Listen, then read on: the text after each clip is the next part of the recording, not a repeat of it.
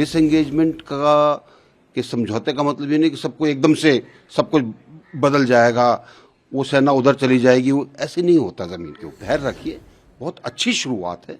आगे क्या होता है वो आगे के आने वाले दिनों में पता चलेगा। दोनों देशों के बीच में जो एक खटास है, कैसे उसको दूर किया जा सके ताकि दोनों देश अच्छे तरीके से अपने अपनी प्रगति के ऊपर चल सके। सर, डिसएंगेजमेंट, फिर डिसएस्केलेशन, फिर डी इंडक्शन, किस तरह से देखते हैं आपको?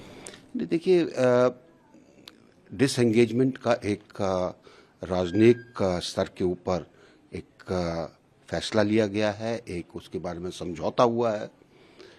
अब उसके नट और बोल्ट जो है वो ज़मीन पर जो लोग हैं वो निकालेंगे। उनके बीच में मीटिंग्स होंगी दोनों सेना के लोगों के बीच में, और इस चीज़ को कैसे अमली जामा पहनाना है वो उसके अंदर निकाला जाएगा।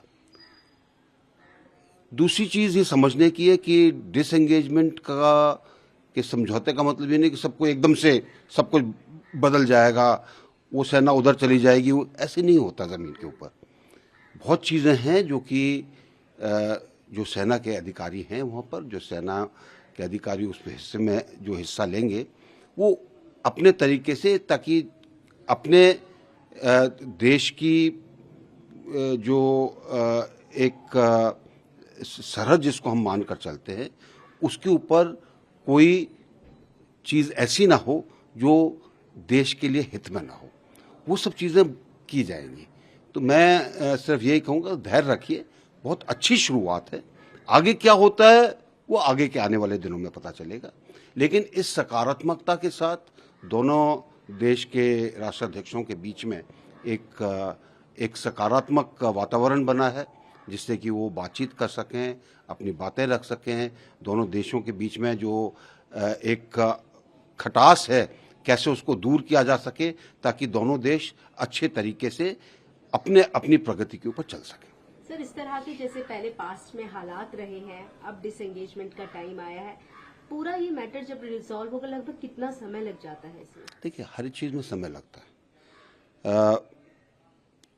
1959 में चाउन लाई ने एक छोटा सा नक्शा दिया था, इतना बड़ा, कि ये हमारा सरहद है। उसको इंटरप्रेट करने के अंदर बड़ा टाइम लगता है। 62 में लड़ाई हो गई, मतभेद जबकि टेबल के ऊपर दूर करने चाहिए थे वो युद्ध हुआ, और उसके अंदर हमने हमेशा यही कहा कि हमारे साथ धोखा किया गया। और वो जो लाइन जो है उसके बाद जब श्रीलंका के अंदर समझौता हुआ और लाइन ऑफ एक्चुअल कंट्रोल ज़मीन के ऊपर जहाँ पे दोनों सेनाएं थीं वो मानी गई। कई जगह पर जहाँ पे सेनाएं नहीं थी क्या परसेप्शन होना चाहिए वो माना गया। तो वो बहुत समय लगा है। तो ये सोचना कि जी कल कुछ हो जाएगा वो गलत होगा, टाइम लगेगा। इसलिए मैंने कहा धैर्य की ज़रूरत है। समझौता हुआ है, आगे चीज़ें बढ़ेंगी। वो आगे किस तरीके से बढ़ती हैं, उसकी क्या स्पीड होती है, वो आगे आने वाला समय बताएगा।